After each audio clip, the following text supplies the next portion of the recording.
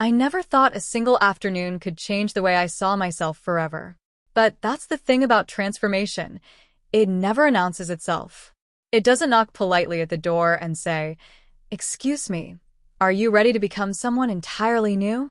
It just happens. In the quietest, most unexpected moments. In a spare bedroom with a vanity mirror and a best friend sister who looked at you like she could already see someone you hadn't met yet. My name doesn't matter right now. What matters is who I was before that Saturday and who I became after it. Before, I was the kind of person who moved through the world without really feeling it. Not unhappy, exactly. Just muted. Like a song playing in another room that you can almost hear, but can never quite make out the words to. I went to work. I came home. I laughed at the right times and said the right things, and nobody ever stopped to ask if I was okay because I was so good at looking like I was. I had a best friend, let's call him Marco, and we'd been close since college. The kind of friendship where you can sit in total silence for an hour, and it doesn't feel awkward. It just feels like home. Marco had a sister, Dina, who was 3 years older and worked as a makeup artist and costume designer for theater productions downtown. She was one of those people who walked into a room and rearranged the energy without even trying.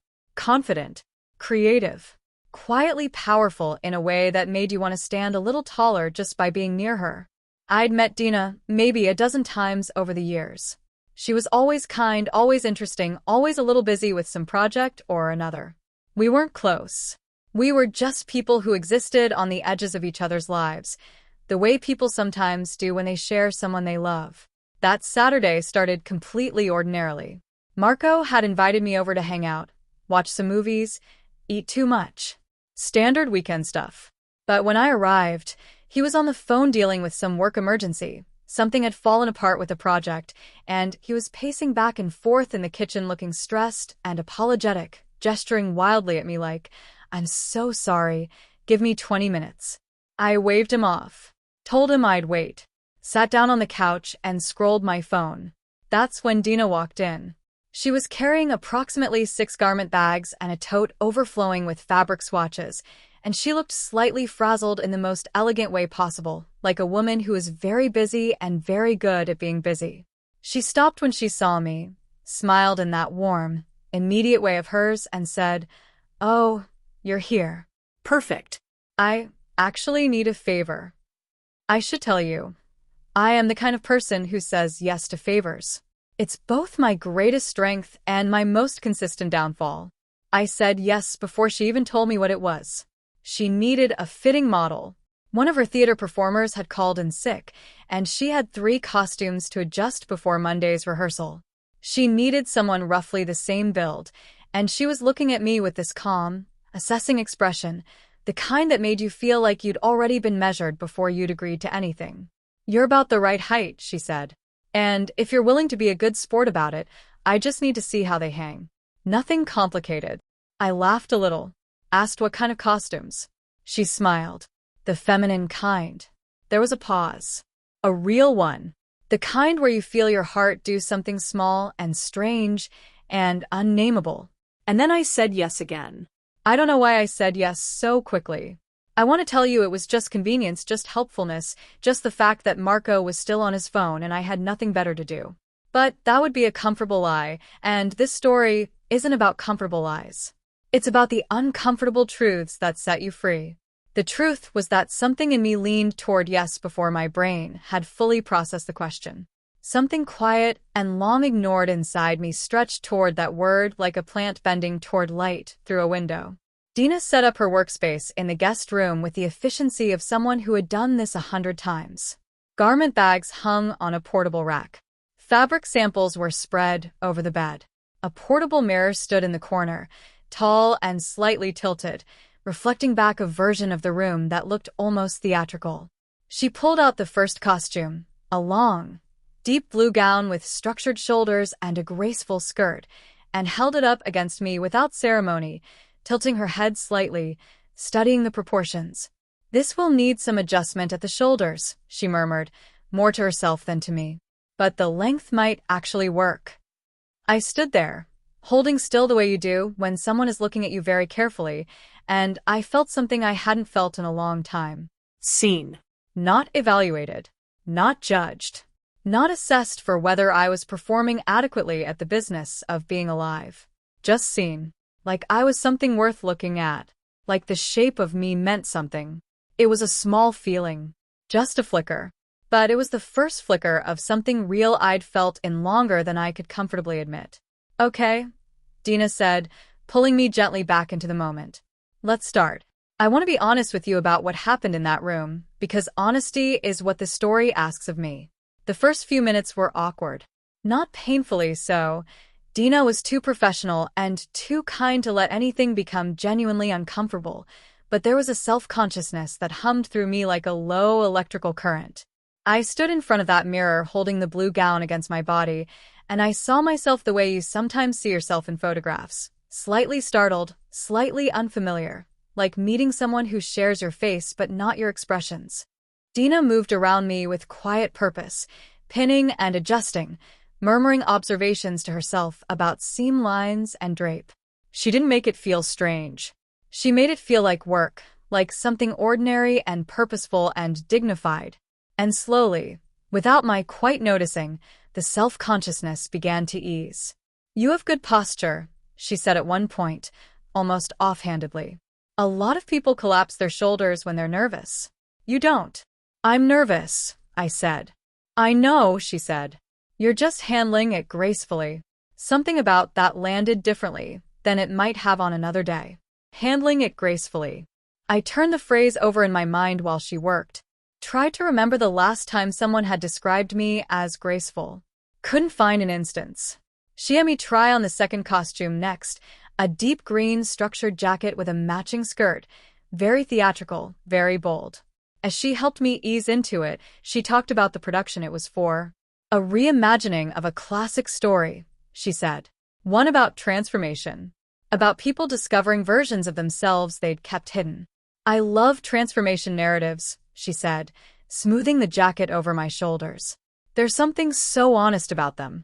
Most stories are about people trying to stay the same in spite of everything life throws at them. Transformation stories are about people finally letting go of who they thought they had to be. I watched her hands in the mirror, the small, confident adjustments she made with such certainty. Do you think people actually transform? I asked. Or do they just reveal what was already there? She paused. Met my eyes in the mirror. I think transformation is revelation, she said. You're not becoming someone new. You're becoming who you already were, underneath all the noise. The room felt very quiet after she said that. She reached into her tote and pulled out a wide-toothed comb and a few pins. Without asking, with the easy authority of someone who considers hair simply another element of her craft, she began gathering my hair up, off my neck, away from my face, and pinning it loosely at the back of my head. The change in the mirror was immediate. Small but seismic. My face opened up. My neck lengthened. The line of the jacket found new clarity. I looked at the person in the mirror and felt something move through me, a recognition, a wordless, winding sense of oh. There, Dina said softly, studying the reflection with calm satisfaction. That's better. I didn't say anything. I couldn't. I was too busy standing very still in the center of something I didn't have language for yet. Something that felt like the first honest breath I'd taken in years. She noticed. Of course she noticed she was Dina, and noticing was what she did. She didn't say anything about it directly. She was far too perceptive to make me feel exposed. Instead, she simply continued working, giving me the grace of not being named yet. Not being defined, just being allowed. Can I ask you something? She said after a while. Sure. How long have you felt like there was a version of yourself you weren't letting out? The question didn't startle me the way it might have. It arrived gently, the way a truth arrives when you've been carrying it for long enough. Not as an explosion, but as a release. Like a knot finally loosening after years of being pulled too tight. I didn't answer right away. I watched the person in the mirror. The green jacket, the pinned hair, the face that was mine but somehow more itself than usual. Longer than I want to admit. I finally said. Dina nodded. Just nodded. No fanfare. No dramatic response. Just the simple acknowledgement of someone who already knew and was waiting for me to catch up. "That's okay," she said. "It takes as long as it takes." She reached for the third garment bag. The third costume was different from the others. Where the gown had been dramatic and the jacket ensemble had been bold, this one was something quieter. Softer. A blouse, deep burgundy, flowing, with long sleeves that draped rather than structured, paired with wide-leg trousers in a complementary ivory.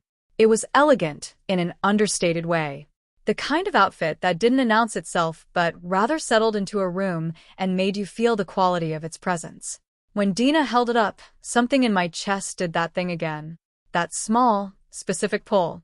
She helped me into it with the same easy professionalism as before, and I stood in front of the mirror, and this time I didn't feel the flicker of self-consciousness at all. Or maybe I did, and it just didn't matter anymore. Maybe somewhere between the blue gown and the green jacket, I had quietly crossed a threshold I hadn't been aware I was approaching.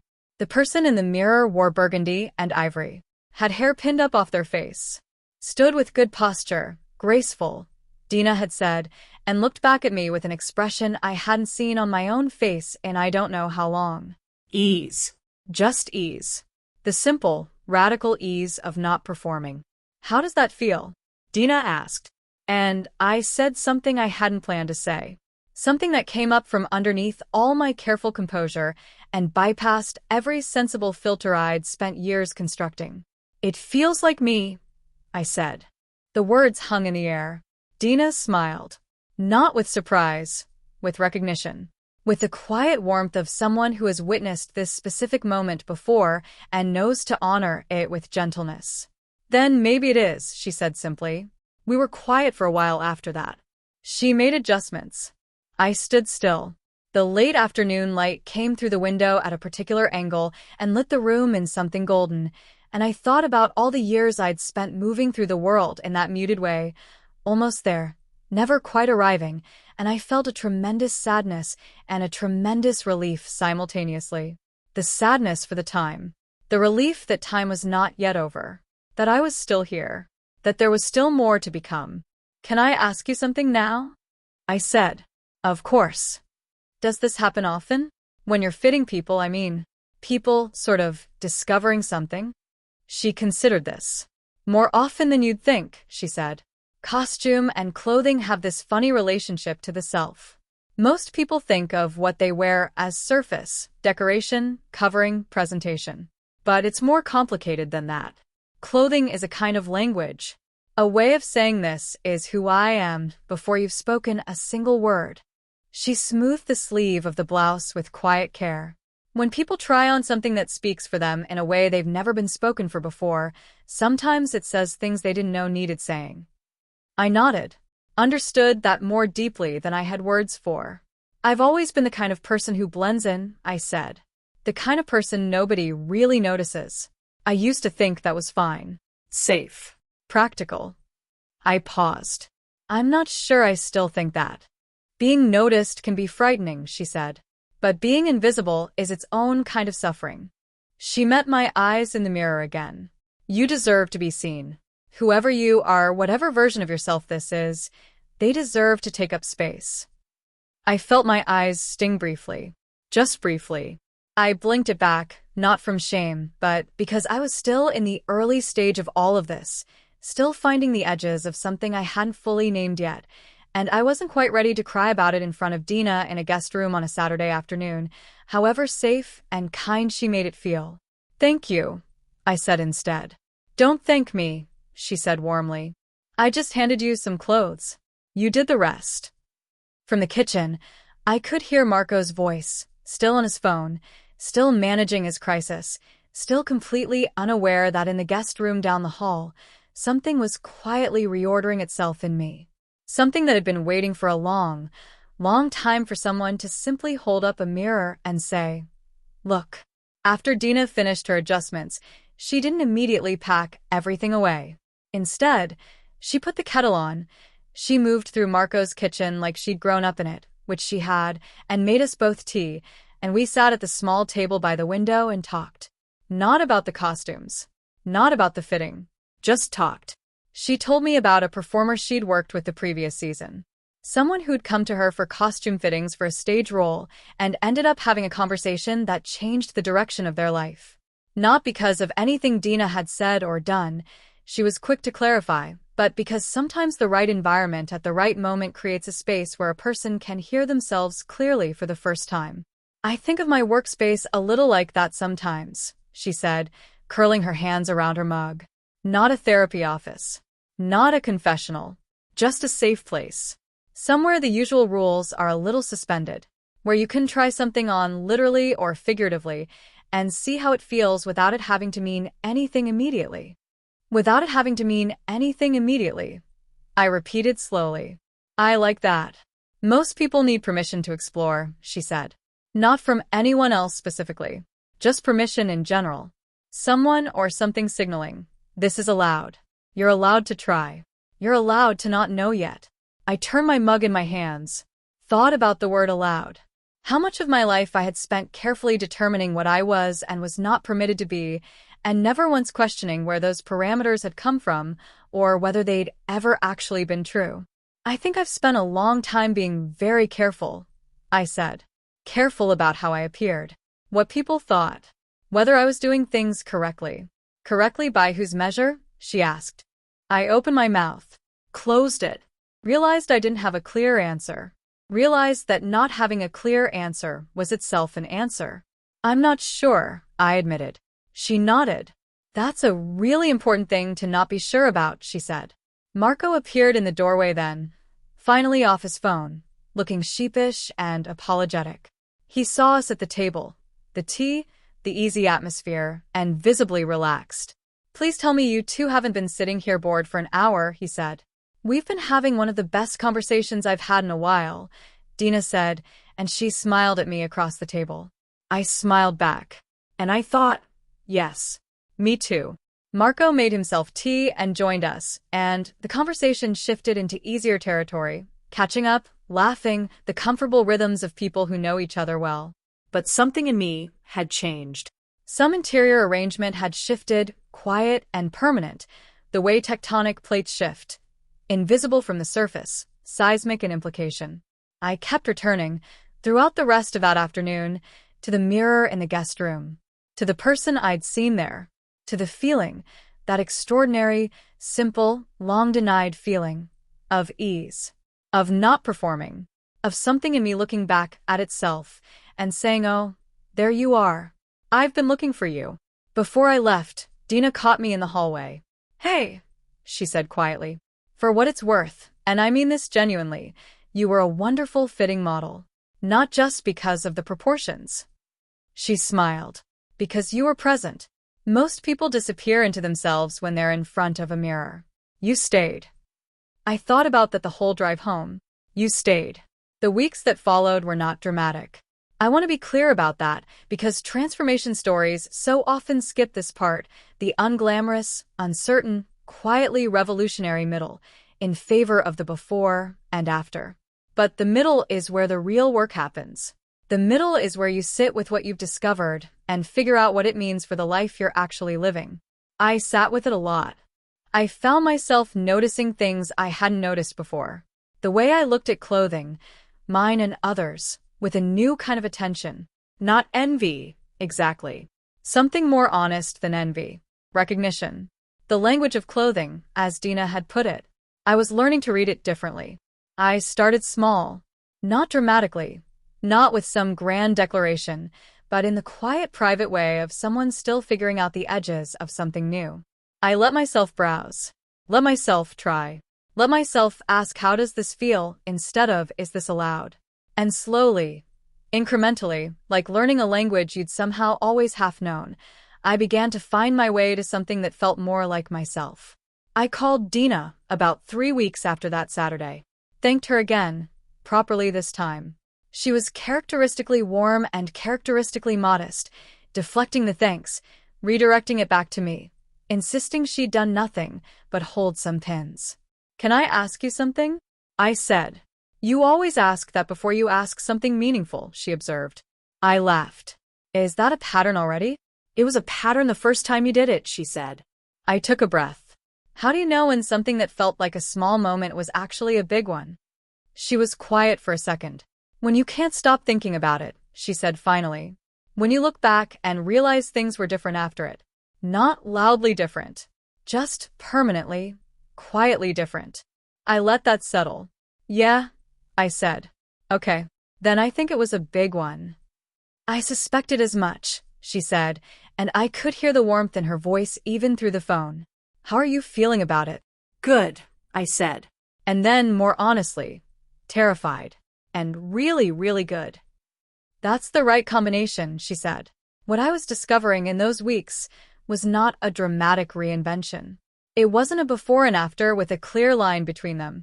It was something more nuanced and more real than that.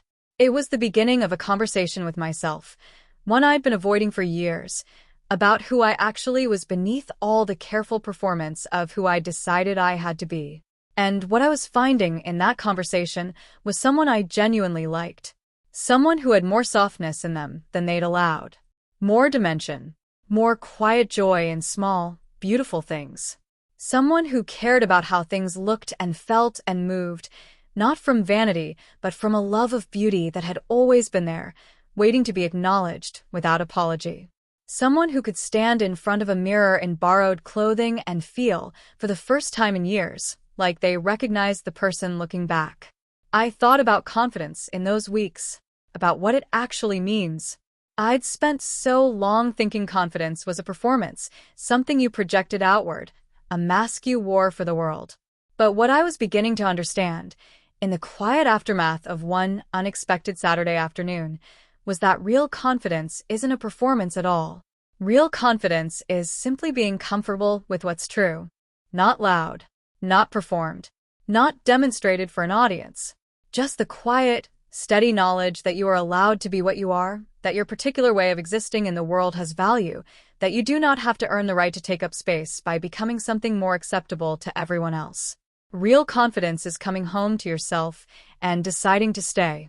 I want to tell you what I know now that I didn't know before that Saturday. I know that the version of yourself you've been hiding the longest is usually the truest one. The self that learned to disappear for safety, for acceptance, for the exhausting work of fitting in, is still there, still intact, still patient, still waiting. And it doesn't require a grand event or a dramatic crisis to find your way back to it.